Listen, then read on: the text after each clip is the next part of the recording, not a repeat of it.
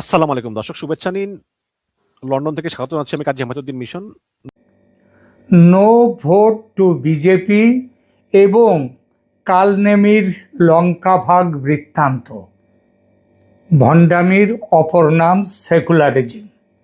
বুঝতেই পারছেন কোন বিষয়ে বলতে চলেছি। হ্যাঁ, আমি এখানে এই পশ্চিমবঙ্গ নিয়ে কালনেমির লঙ্কা ভাগ হতে চলেছিল, কিন্তু গতকাল ৪ঠা মে নির্বাচনের ফল ঘোষণার পরে কালনেমির লঙ্কা ভাগ বন্ধ হয়ে গেছে বটে, তবে সেটা আপাতত। ভবিষ্যতে যে আবার এই লঙ্কা ভাগ শুরু হবে না তা নয়। কালনেমির লঙ্কা ভাগ তাই হতে বসেছিল এই বঙ্গে।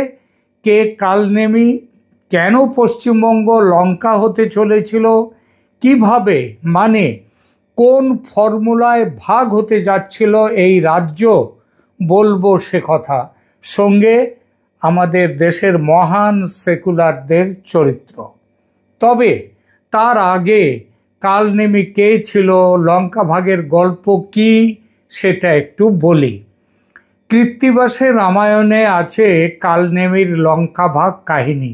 রাম রাবণের যুদ্ধের সময় মেঘনাদের শক্তিশালের আঘাতে লক্ষ্মণ যখন সংজ্ঞাহীন হয়ে পড়েন, তখন তার প্রাণ বাঁচাতে জাম্বুবানের বৈদ্যগিরিতে, অর্থাৎ তার ওষুধ দেওয়ার জন্যে তিনি বৈদ্য, তখন লক্ষ্মণের প্রাণ বাঁচাতে হনুমানকে গন্ধমাদন পর্বত থেকে বিশল্যকরণী ওষুধ আনতে পাঠানো হয়। সূর্য ওঠার আগে ওষুধ এনে লক্ষ্মণের শরীরে দিতে পারলে বাঁচবেন লক্ষ্মণ।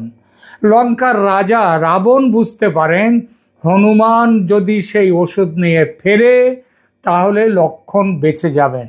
তাই তিনি হনুমানকে বাধা দেওয়ার জন্য মামা কালনেমিকে বললেন, যাও মামা, হনুমানকে ঠেকাও যাতে সে সূর্য ওঠার আগে ওষুধ নিয়ে ফিরতে না পারে। যদি পারো এই কাজ করতে, তাহলে এই লঙ্কার অর্ধেক পাবে তুমি। কালনেমি বেরিয়ে পড়ল। মায়ার সাহায্যে পথের মধ্যে এক মনোরম তপবন তৈরি করলো, এবং মানে যে পথ দিয়ে লক্ষ্মণ যাবেন, এবং নিজে এক ঋষির ছদ্মবেশ নিয়ে সেই পথে সেখানে দাঁড়ালেন, সেখানে থাকলেন। তার উদ্দেশ্য ছিল হনুমানকে ভুলিয়ে ভালিয়ে দেরি করে দেয়া, প্রয়োজনে তাকে যদি হত্যা করা যায় সেই হত্যা করা, যাতে সূর্যোদয়ের আগে বিশল্যকরণী নিয়ে ফিরতে না পারে হনুমান। তবে কালনেমি ছিল অত্যন্ত লোভী। রাবণ রাজা তাকে প্রতিশ্রুতি দিয়েছিলেন যে হনুমানকে মারতে পারলে তিনি কালনেমিকে লঙ্কার অর্ধেক দিয়ে দেবেন। তাই হনুমান যখন দূর থেকে আসছে সেটা দেখা মাত্রই কালনেমি মনের আনন্দে মনে মনে লঙ্কার মানচিত্র ভাগ করতে শুরু করলো। কোন প্রাসাদটি কালনেমি নেবে, লঙ্কার কোন ঐশ্বর্য তার ভাগে থাকবে, পুরো লঙ্কা সাম্রাজ্যের দখল রাবণের সঙ্গে কালনেমি কিভাবে ভাগ করে নেবে, সেই চিন্তাতেই মশগুল হয়ে গেল। অর্থাৎ হনুমানকে মারতে পারা তো দূরের কথা, তাকে আটকানোর আগেই কালনেমি লঙ্কার দখল নিয়ে ব্যস্ত হয়ে পড়ে। পরিণামে কি দাঁড়ালো? হনুমান প্রথমে কালনেমির মায়ায় বিভ্রান্ত হলেও জলাশয়ে কুমির হয়ে বসত করা এক অভিশপ্ত অপ্সরার মাধ্যমে কালনেমির আসল পরিচয় ও তার আসার উদ্দেশ্যটা জেনে যান হনুমান। এরপর হনুমান কালনেমিকে বধ করে দ্রুত পুরো গন্ধমাদন পর্বত নিয়ে ফিরে আসেন। কালনেমির সেই লঙ্কা ভাগের স্বপ্ন অধরাই থেকে যায়। এই কাহিনী জন্ম দিয়েছে কালনেমির লঙ্কা ভাগ প্রবাদটির। এবার আসুন, এই প্রবাদ কিভাবে সত্যি হতে চলেছিল পশ্চিমবঙ্গে। ঠিক একই দৃশ্য আমরা দেখলাম বাংলার সদ্য হয়ে যাওয়া নির্বাচনে। কিভাবে? বিজেপি যাতে দখল না করতে না পারে এই রাজ্যের ক্ষমতা, তার জন্যে দেশের আগমার্কা বিপ্লবী দল সিপিএম এবং তার সঙ্গে বাইরে কুস্তি ভেতরে দোস্তি, টক ঝাল মিষ্টির সম্পর্কে বাঁধা কংগ্রেস দল গোপন সমঝোতায় পৌঁছে গেল। কার সঙ্গে? আছে তৃণমূল কংগ্রেসের সঙ্গে। এবং রাজনীতির ময়দানে দুই পুরনো খেলোয়াড় কংগ্রেস আর সিপিএম জোট বাঁধল না বটে, তবে একই উদ্দেশ্য বুকে নিয়ে লঙ্কা ভাগের স্বপ্ন দেখতে শুরু করলো।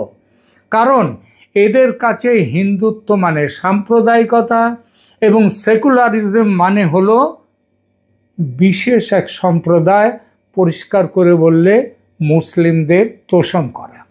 এবং সেই দিক দিয়ে টিএমসি, কংগ্রেস, সিপিএম সব কালনেমি মামার রাবণ রাজা ভাগ্নে। ভাবুন তো একবার, লড়ছেন নির্বাচনে, কিন্তু তাদের চিন্তার দৌড় মাঠের লড়াইয়ে নেই, আছে লড়াই পরবর্তী যে লুটোপুটি খাওয়া, যে লুটেপুটে খাওয়া, সেই খাওয়ার চিন্তায়। কংগ্রেস আর সিপিএমের নেতারা ডায়েরিতে কলম নিয়ে বসে হিসাব করতে শুরু করলেন কত আসন পাবেন। তার পরের ধাপের অঙ্কটা ছিল খুব সোজা, যাকে বলে সহজ পাঠ। তৃণমূল কংগ্রেস জনসমর্থন হারিয়েছে, আর বিজেপি নিশ্চয়ই একার ক্ষমতায় ম্যাজিক ফিগার ছুঁতে পারবে না। ব্যাস, ওখানেই তৈরি হয়ে গেল ত্রিশঙ্কু বিধানসভার তপবন। সিপিএমের ডাকসাইটে নেতা সুজন চক্রবর্তী তো ভোটের আগেই রীতিমতো ঘোষণা করে দিলেন বামপন্থীরা এবার ডজন ডজন আসন পাবে। সুতরাং ভোটের পরে সিপিএমের সমর্থন ছাড়া সরকার গঠন করা যাবে না। আর টিএমসি এবং বিজেপির মধ্যে সমর্থন দিয়ে সরকার গড়ার প্রশ্ন উঠলে কাকে হবে সমর্থন? অবভিয়াসলি বিজেপিকে নয়। কারণটা খুবই সাধারণ কারণ, সবাই জানে। বিজেপি সাম্প্রদায়িক দল, কারণ বিজেপি হিন্দুদের দল, আর হিন্দু মানেই সাম্প্রদায়িক। আর অন্যরা তারা তাদের ধর্মে থাকলেও সেগুলো অসাম্প্রদায়িক।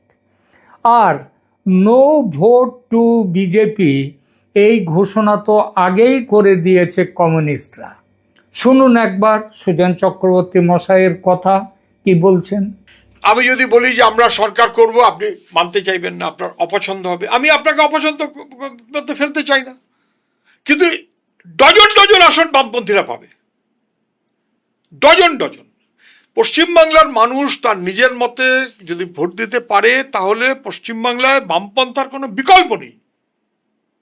এই বলার পরেও আপনি যদি অখুশি হন বা কেউ যদি বুঝতে বা মানতে না চায়, আচ্ছা বেশ, ঠিক আছে, সরকারে আচার না আছে, আমি তার মধ্যে ঢুকলাম না। এবার কংগ্রেসের নেতারাও দিল্লির হাইকমান্ডকে আশ্বস্ত করে বলেছিলেন, আপনারা শুধু হাত চিহ্নটা ঠিক রাখুন, বাকিটা আমরা করে দেব। আমরা দিদিমণির সমর্থনে সরকার গড়তে যাচ্ছি। গতকাল কংগ্রেসের ওই প্রায় বৃদ্ধ নয়, প্রৌঢ় যুবরাজ রাহুল গান্ধী ভোটে চক্রান্ত করে মমতাকে হারানো হয়েছে, মমতার এই অভিযোগে সিলমোহর দিয়ে দিয়েছেন গতকাল নির্বাচনের ফল বেরোবার পর, তার আগে নয়। এরপর কালনেমির লঙ্কা ভাগ বোঝাপড়ায় আর কি কোনো প্রশ্নচিহ্ন থাকে কংগ্রেস, সিপিএম এবং তৃণমূলের সঙ্গে? আসলে এরা লঙ্কা ভাগায়ের নেশায় এতটাই মত্ত ছিলেন যে হনুমান কালনেমিকে হত্যা করতে আসছে, হত্যা করবে, সেটা তারা খেয়ালই করেননি। একজন সাধারণ ভোটারের চোখে এই দৃশ্যটা কেমন ছিল জানেন? যেন তেন প্রকারেণ দখলের রাজনীতি করে যেতে হবে। তৃণমূলের সাম্রাজ্য দুর্বল হয়েছে, সুতরাং সেই সাম্রাজ্যের ছিটে ফোঁটা যতটুকু পাওয়া যায় দখল করে নাও। তৃণমূল বিপদে পড়েছে, এই তো কামিয়ে নেয়ার সময়, কামিয়ে নেয়ার সুযোগ। রাজ্যটা তো লুঠের মাল, ভাগ বাটোয়ারা করে নাও, যেমনভাবে কালনেমি আর রাবণের ভাগাভাগি হয়েছিল, চুক্তি হয়েছিল। কংগ্রেস আর সিপিএম ঠিক সেই কাজটাই করতে গেল। 294টা আসনেই প্রার্থী দেয়া হলো দু দলের তরফেই, জেতার জন্য নয়, বরং তৃণমূলকে সাহায্য করার জন্য দর কষাকষির জমি তৈরি করতে। এরা ভাবলেন ত্রিশঙ্কু হলে তৃণমূল তাদের কাছে আসবে, উদ্ধার করো কমরেড, উদ্ধার করো ভাই বলে, আর সেই সুযোগে তারা ক্ষমতা হাতিয়ে নেবেন। কি অদ্ভুত বিলাসিতা দেখুন! সরকার গঠিত হতে পারল না, নির্বাচন হতে পারল না, নির্বাচনের ফল বেরোতে পারল না, তার আগেই গাছে কাঁঠাল গোঁফে তেল। অথচ ক্ষমতার বন্টন, সম্পদের বন্টন মনে মনে সেরে ফেলে মায় প্রায় ওই নাকে সর্ষের তেল দিয়ে ঘুমোনো, ঘুমের মধ্যে স্বপ্ন দেখা শুরু হয়ে গেল। কেউ হয়তো ভাবছেন শিক্ষা দপ্তরটা নিজেদের কবজায় রাখবেন, যাতে আবার পুরনো দিনের মতো সায়েন্টিফিক কাজ করা যায়। আবার কেউ ভাবছেন পূর্ত দপ্তরের মাল মশলা দিয়ে নিজেদের ফুটো পকেটটাকে মেরামত করবেন। কিন্তু মহাকাব্য তো আর নিজের ইচ্ছে মতো চলে না। হনুমান যখন তার লেজ দিয়ে লঙ্কায় আগুন লাগালেন, তখন কালনেমির সে মায়ার তপবন কোথায় কর্পূরের মতো উড়ে গেছে কেউ জানে না। ভোটের ফল বেরোলো ত্রিশঙ্কু বিধানসভা? না মশাই, সেটা কেবল নেতাদের মাথার ভেতর হয়েছিল। বাস্তবে দেখা গেল জনগণ একেবারে একপক্ষীয় রায় দিয়ে দিলেন। বিজেপি একাই 2/3 আসন দখল করে নিল, আর যারা ডজন ডজন আসনের স্বপ্ন দেখছিলেন আর সেই আসনের জোরে আমাদের সাহায্য ছাড়া কেউ সরকার গঠন করতে পারবে না, এই স্বপ্নে বিভোর ছিলেন, তাদের অবস্থা ওই কালনেমির, তাদের অবস্থাও শেষ হয়ে গেল। আর আমাদের কালনেমিদের কি দশা হলো? কংগ্রেস পেল 2টো আসন, সিপিএম পেল মোটে 1টা, আইএসএফ তার সঙ্গী দল তারাও 1টা। ডজন ডজন আসনের স্বপ্ন তখন 3টে খুচরো সিটে এসে আটকে গেছে। অবস্থাটা এমন যে বিধানসভায় গিয়ে 3 বন্ধুকে এখন অপরের দিকে তাকাতে হবে আর ভাবতে হবে, ভাই লঙ্কা ভাগ তো হলো না, এখন প্রাণটুকু বাঁচাই কিভাবে? এই যে ঘটনাটা, একেই বলে বাস্তব বিচ্ছিন্ন রাজনীতি। কৃত্তিবাসী রামায়ণে কালনেমিকে হনুমান বধ করেছিলেন ঠিকই, কিন্তু বাংলার রাজনীতিতে কালনেমিদের বধ করল সাধারণ মানুষের ভোট। মানুষ বুঝিয়ে দিল যারা যুদ্ধের আগে মুনাফা ভাগের হিসাব করে তাদের জন্য এই ময়দানে কোনো জায়গা নেই। যাদের মুনাফা ভাগের হিসাবে কোনো আদর্শ থাকে না, তাদের কোনো জায়গা নেই বঙ্গের মাটিতে। কংগ্রেস আর সিপিএম ভেবেছিল তারা কিং মেকার হবে, কিন্তু মানুষ তাদের কিং বা মেকার কোনোটাই হতে দিল না, বরং রাজনীতির ইতিহাসে এক করুণ কমেডি হিসেবে তাদের রেখে দিল। ভাবলে হাসি পায়, যারা এক সময় সারা বাংলা শাসন করেছে তারা আজ একটা খুচরো আসনের জন্য হাহাকার করছে। লঙ্কা ভাগের স্বপ্ন দেখতে দেখতে তারা এখন নিজেরাই লঙ্কার ঝালে চোখ দিয়ে জল ফেলছেন, চোখ মেলতে পারছেন না। আসলে লঙ্কা ভাগের সেই পুরনো প্রবাদটা আমাদের শিখিয়ে দেয়, কালনেমির দল যুগে যুগে জন্মায়, যুগে যুগে নিষ্ফলতায় মৃত্যু হয় তাদের, কিন্তু বীর হনুমানের, বজরংবলীর মৃত্যু নেই। আমাদের বাংলার এই 2 দল কংগ্রেস আর সিপিএম কেবল গোঁফে তেল দেয়নি, তেলের শিশিটা উপুর করে ফেলেছিল, যার ফল আজকে হলো এক বিরাট শূন্যতা। তাহলে কি আমরা ধরে নেব বাংলার বুক থেকে এই পুরনো শক্তিগুলো নিশ্চিহ্ন হয়ে গেল? নাকি আবার কোনো নতুন মায়ার তপবন বানিয়ে তারা পরের নির্বাচনের জন্য কাল নেমে সেজে বসবেন, সেটা সময়ই বলবে। তবে তার সম্ভাবনা অবশ্যই আছে। আপাতত লঙ্কা ভাগের সেই মহাকাব্যিক ট্র্যাজেডি দেখে আমরা এটুকু বলতে পারি, স্বপ্ন দেখা ভালো, কিন্তু দিবা স্বপ্ন দেখা স্বাস্থ্যের জন্যে ক্ষতিকর। আজকের এপিসোডটি আপনাদের কেমন লাগলো কমেন্ট বক্সে অবশ্যই জানাবেন। লঙ্কা ভাগের কাহিনী কি আপনাদেরও এই রাজনৈতিক পরিস্থিতির কথা মনে করিয়ে দিচ্ছে? সাবস্ক্রাইব করুন ক্যালকাটা ডায়ালগস এবং থাকুন মনোজ দাসের সঙ্গে। ধন্যবাদ।